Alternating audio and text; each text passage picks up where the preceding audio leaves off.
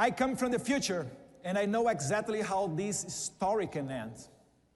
Okay, maybe not the future, but I come from Brazil, which is not that different, as my country has become a laboratory for censorship and judicial authoritarianism.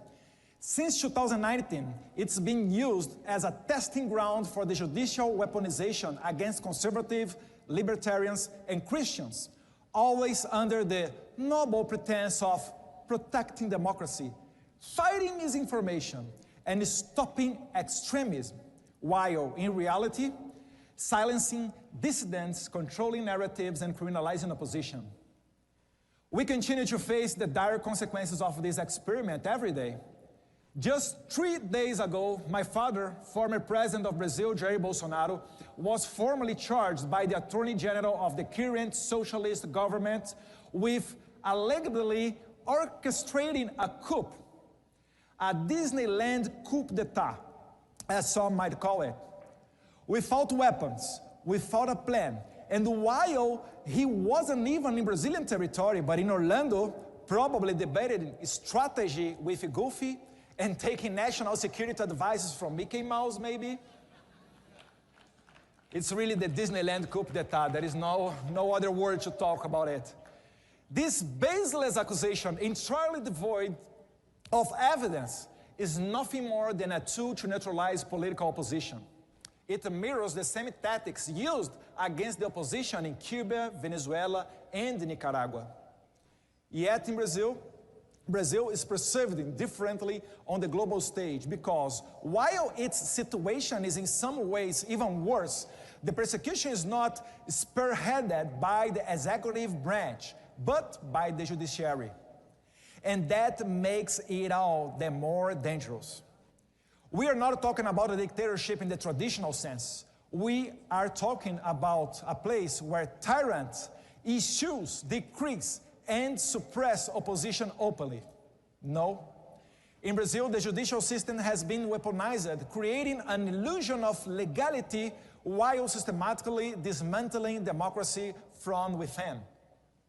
And guess who helped found this experiment? Right?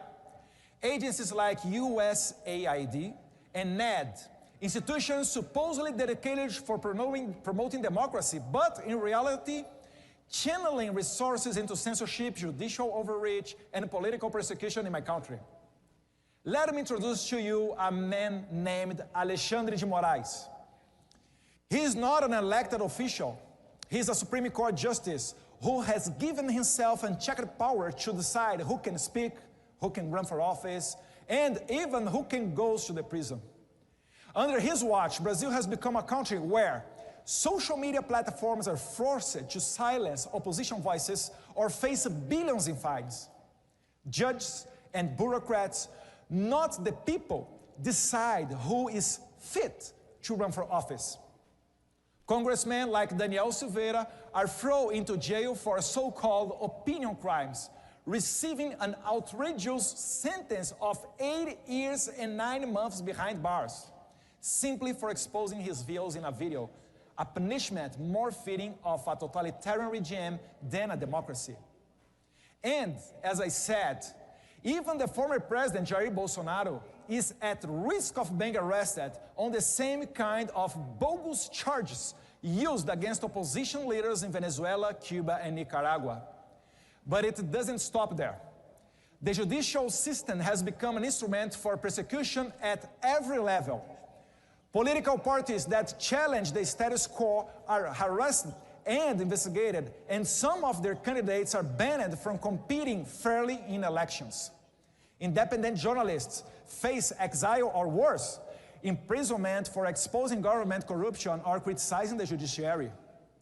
Ordinary citizens who dare to express dissenting opinions on social media find themselves banned, fined, or even arrested. This is not democracy. This is a judicial overreach. This is lawfare.